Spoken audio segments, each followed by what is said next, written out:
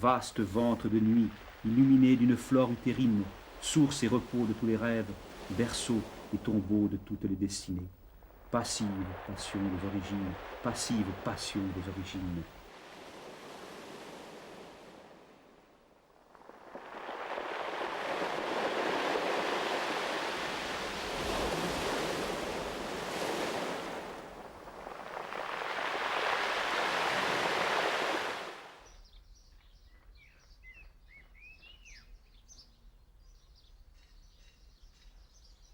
Mon œuvre est un petit peu comme dans un processus de l'inconscient. Des choses moyennes viennent, tout ce que je fais, je le découvre aussi après, je le vois venir, je le découvre.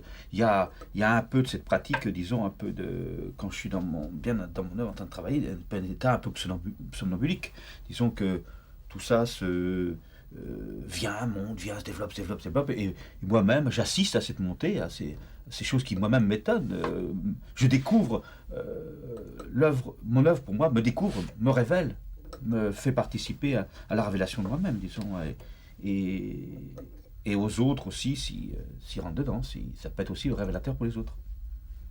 C'est extrêmement important le dessin dans ton œuvre. Ah oui, disons que le dessin, c'est une des bases de tout mon travail. Il y a d'une part, j'ai eu toute une période de dessin où le dessin était, le dessin sur des supports blancs, papier blanc, qui était vraiment le dessin œuvre en soi. Et petit à petit, le dessin a dérivé de plus en plus vers d'autres supports. C'est-à-dire que j'en suis arrivé où je pourrais dessiner, disons, sur toutes sortes de supports. Donc, le plus courant pour moi maintenant, c'est devenu mes bois d'épave sur lesquels je dessine et sur lesquels j'amène aussi de la pâte à papier sur laquelle je dessine. Donc, je peux considérer que l'importance du dessin chez moi est énorme et il est quelque chose comme une espèce disons, d'envahissement. Il envahit tout, il imprègne tout, il envahit tout.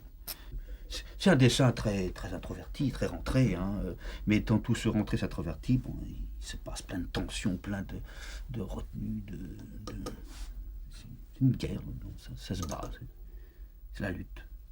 Depuis le début, ce n'est qu'un grand coït, tout ça, le dessin. Puisqu'il est aussi germination, fécondation, reproduction, un trait en reproduit un autre, en interpénètre un autre. Et tu es où dans ce grand coït là? Je suis dedans ce coït. Je suis pas. Bon, j'en suis l'acteur, le spectateur, mais je suis dedans aussi. Tout ça, c'est un monde donc j'en suis un peu le démiurge là, le grand créateur là. Je le mets au monde. C'est un autre monde, un autre univers que je crée, que je donne à voir à ceux qui veulent bien s'y promener dedans, y rentrer, en refaire un peu le chemin aussi.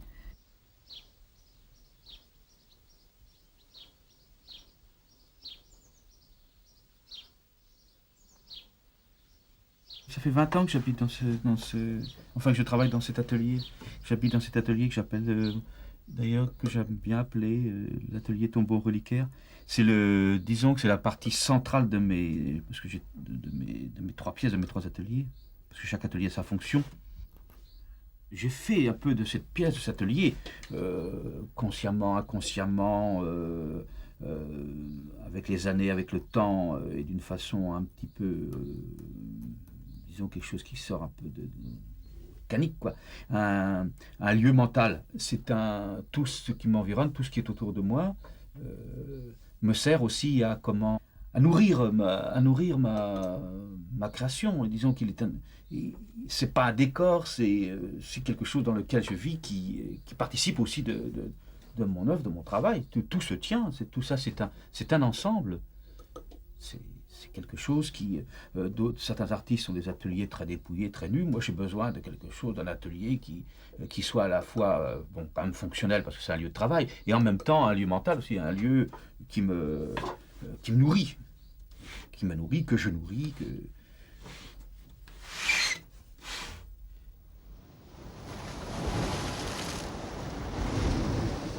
Le rapport à la mer, il est très étroit. à la fois au rapport de l'élément liquide et puis de l'élément maternel. Oui, les deux sont dans le travail. Hein. Et la mer, comme élément transformateur qui transforme les matériaux, qui me les rejette, qui me les donne, qui me servent, sont des matériaux rejetés par la mer, sont des matériaux qui sont voués presque à la disparition, qui sont dans un état déjà de dégradation, abîmés, usés, patinés par le temps. Le temps a déjà fait son action dessus.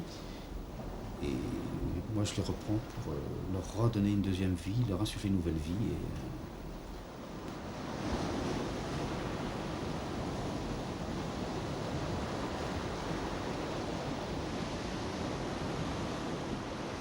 Goury m'intéresse pour la connotation qu'il y a autour de tous les lieux de naufrage, puisqu'en fin de compte, là, comme il y a l'abri de sauvetage, le bateau de sauvetage est ici, quoi, Goury. Et c'est un lieu où il y a eu énormément de bateaux coulés, d'échouages, donc alors avec tout ce qui se passe pour moi, pour l'épave et tout, quoi, mentalement, disons que c'est un lieu quand même très, très chargé. Puis c'est vraiment la plus enfoncée en terre de la Hague, quoi.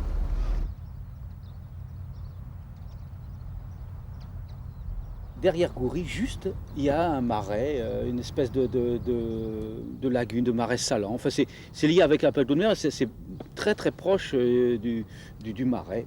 C'est un lieu d'eau morte et puis de boue, de terre spongieuse, avec des tons verdâtres, rosâtres, qui rappellent beaucoup les tons que j'utilise dans mes compositions.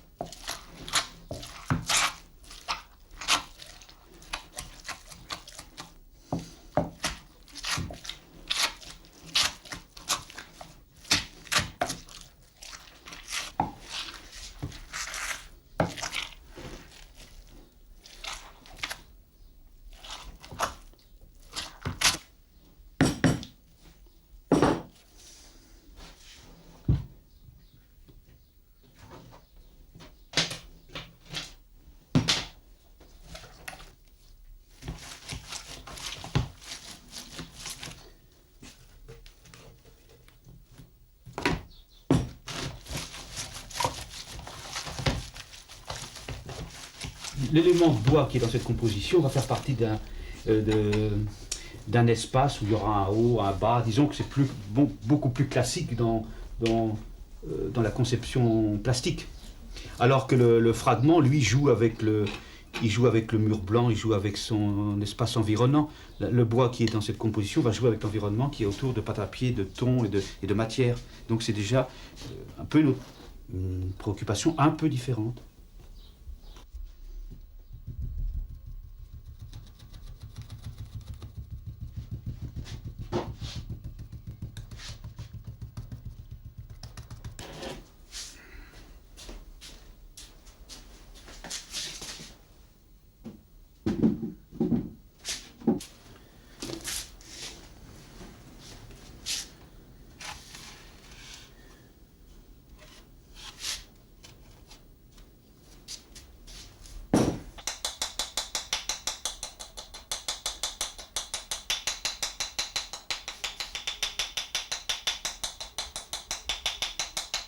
C'est les os que j'appelle de l'utome. Ça vient des plots de réjection de chouettes et frais. Alors j'en ai une très très grande réserve. J'allais chercher beaucoup dans le clocher du village et puis dans une petite maison abandonnée qui est pas loin de chez moi.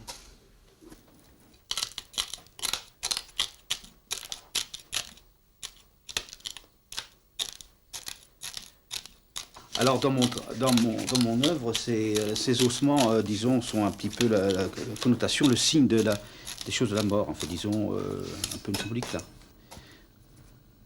Alors tous ces milliers de petits os que je répands sur l'œuvre à faire, correspondent aussi à autre chose chez moi, à la prolifération, à la multiplication. Parce que là, enfin, ça en fait des milliers, ça.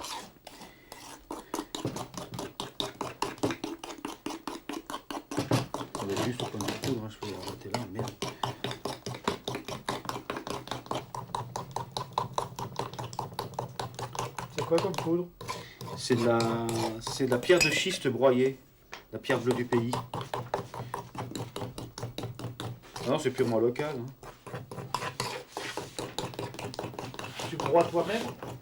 Absolument, oui, avec un gros marteau et puis des. Alors je commence avec un marteau pour casser le schiste en petites particules. Et puis après je finis au moulin à café.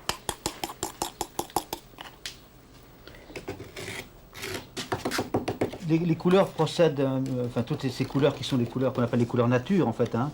C'est des poudres qui viennent toujours de la terre. Enfin c'est un petit peu les premières poudres qu'utilisaient les hommes de la préhistoire quand ils travaillaient sur les parois des cavernes avec les argiles et tout ça. Donc c'est un petit peu, moi j'appelle ça des tons nature. En fait c'est des tons qu'on peut retrouver dans la nature et je reconstitue.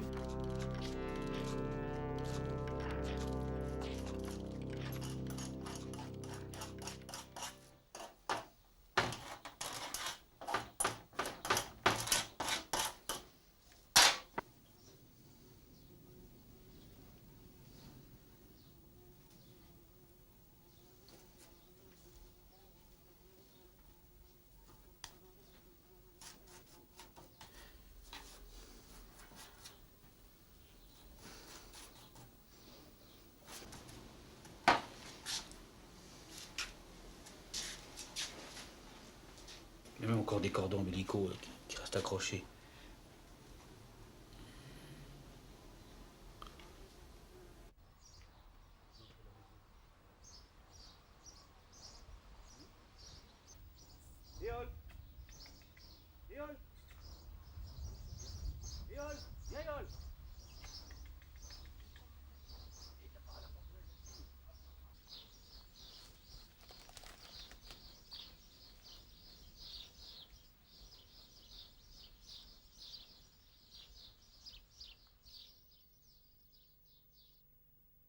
Alors on est dans un nouveau lieu. Est-ce que ce lieu a autant d'importance que les autres dans l'œuvre? Bon, l'autre lieu dont on parle, c'est la maison, c'est là où je vis en dehors de l'atelier. Et si on peut parler d'importance de lieu, il est effectivement très important, puisque c'est là le lieu où je vis, où je suis avec ma compagne, mes enfants, ainsi de suite, et là où je mange, enfin je fais tout.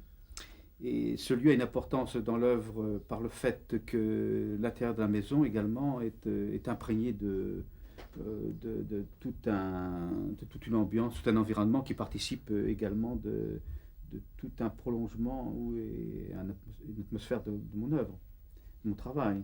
Disons que dans la maison, il y a des choses qui se sont créées, bon, entre autres cette cheminée qui est au-dessus de nous, qui est, disons, aussi un petit peu un élément fondateur de tout un départ d'œuvre. Hein. Cette cheminée participe d'une œuvre. Hein.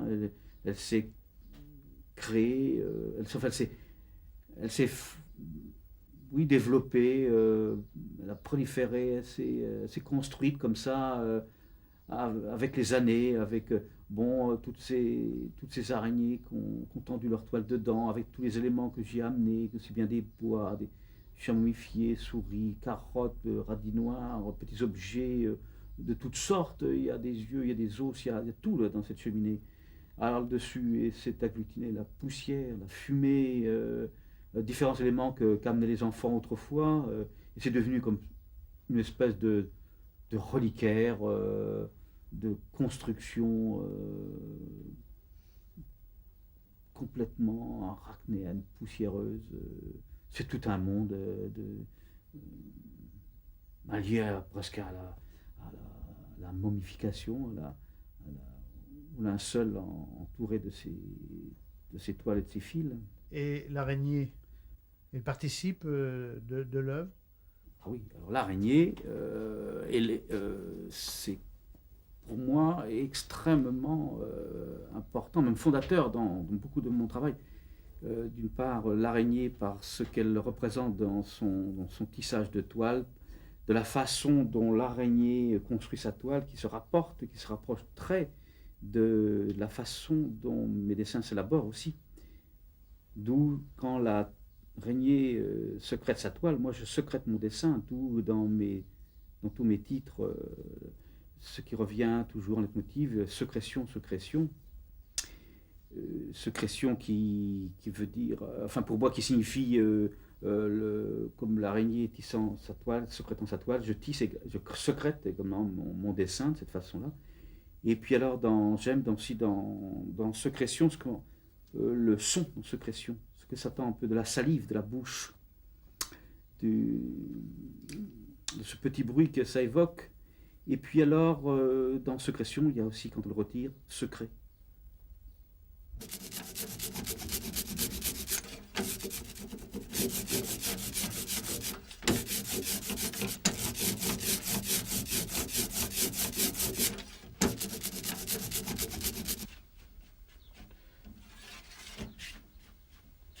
Voilà, là, je crois qu'elle est pas mal.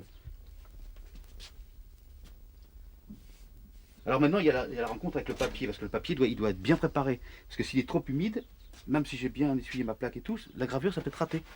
Alors il faut qu'il y ait comme un bon accord entre ma plaque ancrée et l'humidité du papier, en fait, de la souplesse du papier. Le papier doit être souple, léger.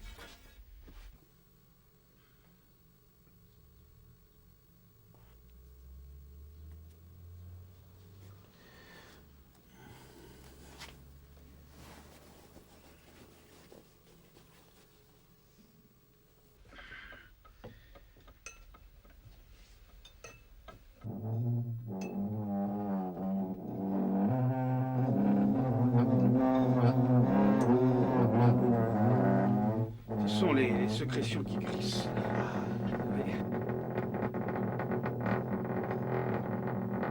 Le pourrissement naît de l'intérieur, parce que l'équilibre moléculaire a trop duré, parce que le règne de la pulpe s'est usé et que la joyeuse santé d'une forme vive et pleine s'avère comme minée par l'irréductible mélancolie d'exister.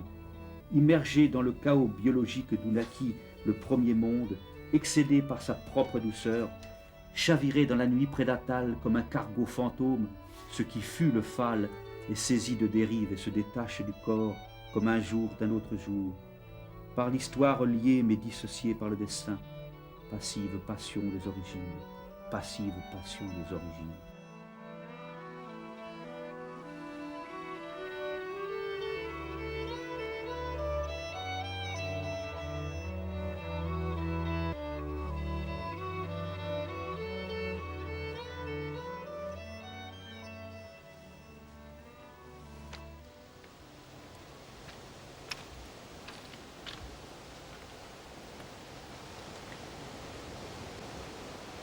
Un petit peu comme la pêche ou la chasse, il y a un côté, des fois on en ramène plein, puis des fois on les bredouille. Mais là, il y a beaucoup de choses ramenées, mais surtout des choses, disons un petit peu, des choses plastiques, des seaux, c'est un peu des potoirs là aujourd'hui.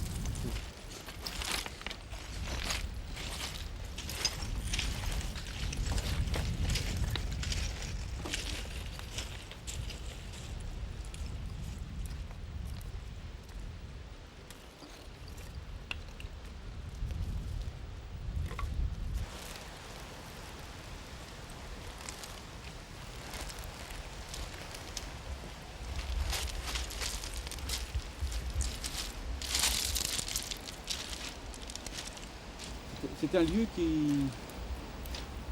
Beaucoup d'éléments viennent s'échouer, donc j'aime bien souvent venir marcher, rôder sur hanter cette plage pour cueillir ces éléments. Et je pense que c'est dans les échouages des éléments d'épave, c'est un lieu qui est très riche. Et caractéristique d'une certaine vague. Tu ne te sens pas pilleur d'épave quand même. Ah, il y a un petit peu de ça, si, il y a pilleur d'épave, oui. J'attends ce que la mer là va me rejeter de sa grande digestion. Ce grand ventre là mouvant qui va me donner, m'offrir tout ce qu'il a maturé dans son ventre. Et quand on parlait tout à l'heure de si ce lieu était un lieu d'origine pour mes bois, je dirais aussi qu'il est presque là un lieu essentiel d'origine aussi, de la grande gestation qui se fait dans ce ventre de mer là. Et j'aime là tout ce qu'elle peut me donner, m'apporter, m'offrir, que je n'ai plus qu'à cueillir. C'est un grand ventre qui déborde.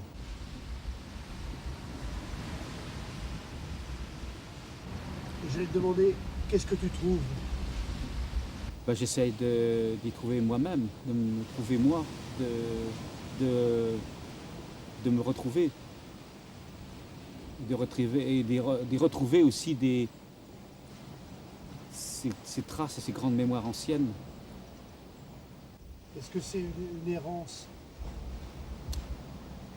Il y a de l'errance, oui. Et d'ailleurs, dans certains titres à mes œuvres, j'ai donné souvent j'ai donné parfois, enfin pas souvent, mais quelquefois ce terme d'errance, oui.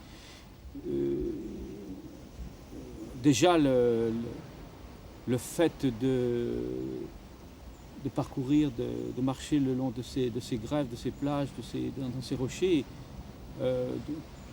d'une marche un petit peu en zigzag, un peu dans tous les sens, comme un peu une errance, oui, un rêve.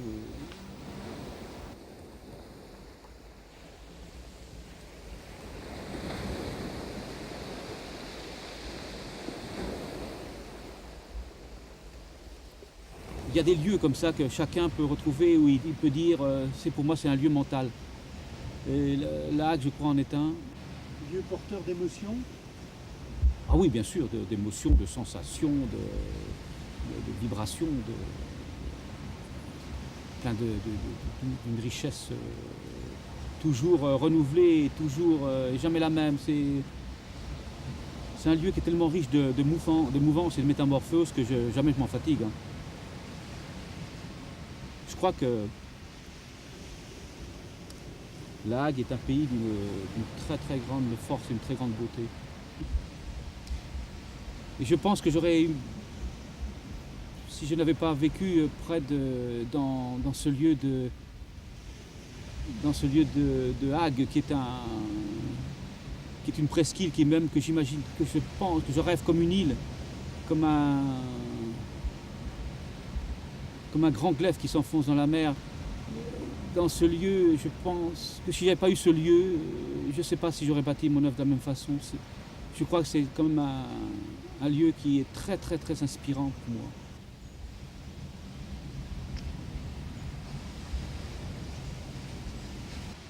Ça suffit.